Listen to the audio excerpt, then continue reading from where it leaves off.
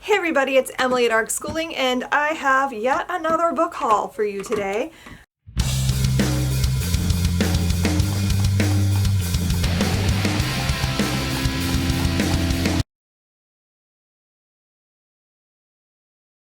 I'm going to just say that this is my January book haul, and hopefully I don't buy more books this month. I don't know, what is there, like 10 more days in January? Who knows? But I don't intend to purchase any more books this month. And I have quite a few here, so I'm just going to get into it. I'm going to start with two books that I bought for Level 11. I don't know which one of these I'm going to go with. I needed a book on the French Revolution. So I have two here that I discovered. One is just another one of those very short introduction books. This is a short introduction to the French Revolution. I like these because they're short and they're not very intimidating, and they are fairly thorough, but they're not always the most readable. So I have to flip through this and see if it's going to work.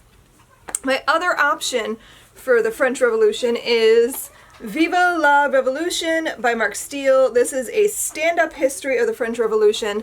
I have heard mixed reviews on this. Some people love it. Some people think it's too light.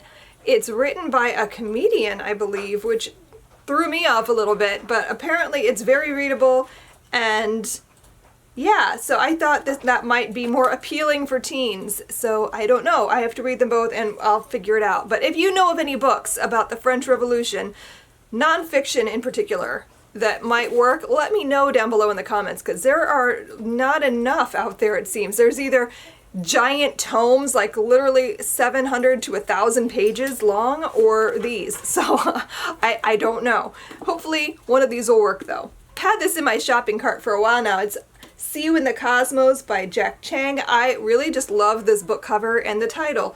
I don't know a lot about it, besides it's about a boy who is kind of obsessed with space, and I don't know if it's working for NASA someday or just building a rocket, and he's also dealing with some troubled family life, and that's all I really know about this. It has good reviews though, so I'm hoping that I like it. And like I said, it's beautiful to look at.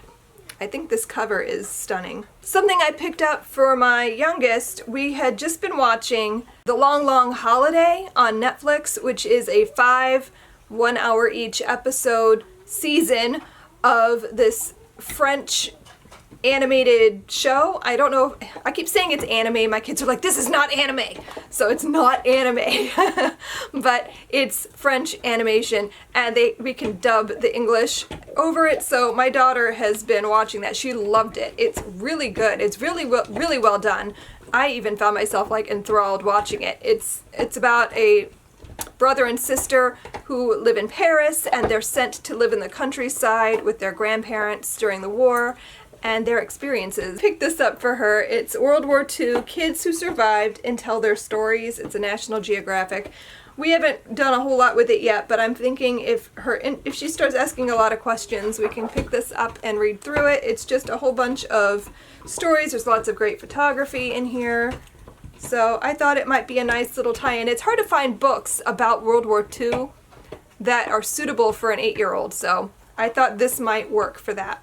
This book I picked up on, I wouldn't call it a whim, but I want to say maybe Book Riot had one of those like lists of dystopian books or something like that, and I was scrolling through like I shouldn't be, and I came across this book. It's Who Fears Death, and I'm going to destroy this name. Nnedi Okorafor, maybe? And it sounds really interesting. It's post-apocalyptic Africa, and this woman has been raped, and she has this child who, I think it's kind of a taboo to raise the child of a rape, but she does anyway. And so this is, I think, the story about that child as well as this post-apocalyptic world. Really, what made me hit the buy now button on this one is the fact that it said it's been optioned by HBO, and George R.R. Martin is directing it, and I was like, do what? yes, must read this because I don't know what that's going to look like, but I need to know what this story is. If it's good enough for that to happen, then I probably should read it. I also picked up I Let You Go by Claire McIntosh. This is a thriller, and I've heard a few people on BookTube talk about it, and so I have been finding myself wanting to read more psychological thrillers every time I pick one up, and it's rare, but whenever I do, I'm like, I should read more of this. So I'm hoping that this is as good as some of the other ones I've read. But I've never read anything by Claire McIntosh, but I hear her books are really good. So honestly, I don't know what this is about. I kind of like to go into thrillers a little bit blind, especially thrillers blind, because I don't really want to know too much going in. I bought this book, I've already read it, but I don't own it, and that's The Other Boleyn Girl, and I think this cover is maybe one of the best Philippa Gregory book covers I've ever seen. It's just beautiful. I can't stop looking at it. It's very pretty. I love Philippa Gregory's books. I've read most of them, and I didn't own this. I borrowed it from the library when I read it, and I've been wanting to get a copy for a while, so I finally did. So now I have it. This is the story of Anne Boleyn and her sister Mary Boleyn, and how they were both mistresses of Henry VIII, and how Mary sort of fell out of favor, and how Anne ended up on the throne. I love Tudor England anything, and I love her books. I love her writing. It's fun. I also, another thriller, I picked up Behind Her Eyes by Sarah Pinborough. Again, I don't know. I don't really know what this is about, but I don't know who I heard talk about it. Somebody on BookTube was talking about this and saying how intense it was and how great the plot twist was, and I want to read more thrillers, so I thought, you know what, I'll give it a shot and we'll see. These next two books I'm kind of excited about, that I'm not excited about the other ones, but this one is A Night Divided by Jennifer A. Nielsen. I saw the cover and I clicked it immediately because I was like, ooh, that looks like it might be for me. And as soon as I read the synopsis, I was like, that's an insta-buy book. This is about a girl, it takes place after World War II, and it's about a girl who is in Germany, and she ends up on the wrong side of the Berlin Wall, and she has to find a way to get back to her family. And I got super excited because that's not a story you often hear about, especially in children's literature. I don't know if this is middle grade or YA. I kind of feel like it's YA. It kind of, the subject matter makes me think it's more YA than middle grade, but I'm not positive. But it sounds wonderful, and I really, really want to read this. I love when I find things like that are like untold bits of history for that age group. So I'm hoping it's good. The cover is just stunning. I really like that. And another book that I'm really excited about, and I keep thinking that this might wind it up in level 11 just because I'm so excited to read it, and that'll give me an excuse to read it. And that's The Outcasts of Time by Ian Mortimer. Ian Mortimer mostly writes nonfiction. I have a few of his books. He writes the travel guide books, and I want to say The Traveler's Guide to Medieval Europe and The Traveler's Guide to Elizabethan Europe, or Elizabethan England, I should say. And I just heard about this. Sam at Sam's Nonsense was talking about it, and as soon as she said it, I went straight to Amazon. I didn't finish her video. I paused the video, went to Amazon, threw it in my cart, and then went back and finished her video because I was so excited. It just came out. This is a new release. It just came out like last week, I believe. And basically, what I'm understanding from the synopsis is it takes place in the 1300s, like right in the middle of the Black Plague, the Black Death.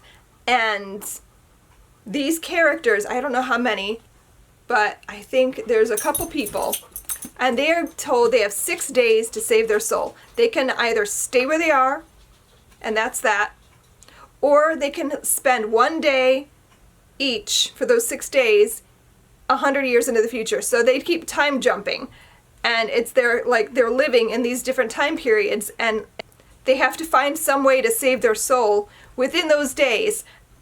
I think that sounds so amazingly good. I love time travel. I love anything medieval. I love the idea of these medieval people like having to live in these future time periods and like wrap their brain around what's happening. Because even just 100 years in the future for them would have been crazy. The new technologies and developments and the political intrigues, and then jumping more and more ahead. I am so excited to read this. And it sounds amazing. And the cover again is super pretty. I really like this book cover. But yeah, I'm so excited for that one. And today, because I needed to, today we went to Barnes & Noble. My daughter had a gift card she wanted to spend, and she had a specific book she wanted to go get, so I'm like, yeah, we'll go to Barnes & Noble. It'll be fun. Not really intending that I was going to go crazy or anything, and of course I can't step into a bookstore and not buy books. So, yeah, that's what I did today. I bought books. So these first three I'm going to show you go with the set we bought, and I was excited. I didn't know they were going to have these. My husband is really the instigator here. I was all set to not buy anymore, and he's like, but wait. So they had Norse Myths and Tales, and they had Celtic Myths and Tales, and they had Greek Myths and Tales, and we didn't have these three. So now I'm like completing my series. I'm going to run out of space on that bookshelf, but it's a beautiful bookshelf, and these are super pretty. I ran over to my favorite table in the world, which is the buy two, get one free table. It was super exciting because usually I go run over there and there's like one book that I want and then the rest of the table has nothing good. They had like so many books that I wanted on that table. I had to rein myself in and pick three. So I just finished reading Big Little Lies by Liane Moriarty, which I did not expect to love as much as I did. So of course I wanted to read more, so I picked up The Husband's Secret, which I've heard really good things about, and the premise is just crazy. Basically, this couple have like the perfect life, the perfect marriage, but her husband has written this letter with a secret, and she's not supposed to read it till after he's dead, because the secret will kind of like throw everything into chaos, basically. And of course she finds it before he dies. So I need to know what happens in this story. That just sounds crazy. And then they had a book that I was planning on buying and reading this year because it's for the Pop Sugar Reading Challenge, is to read a book about true crime.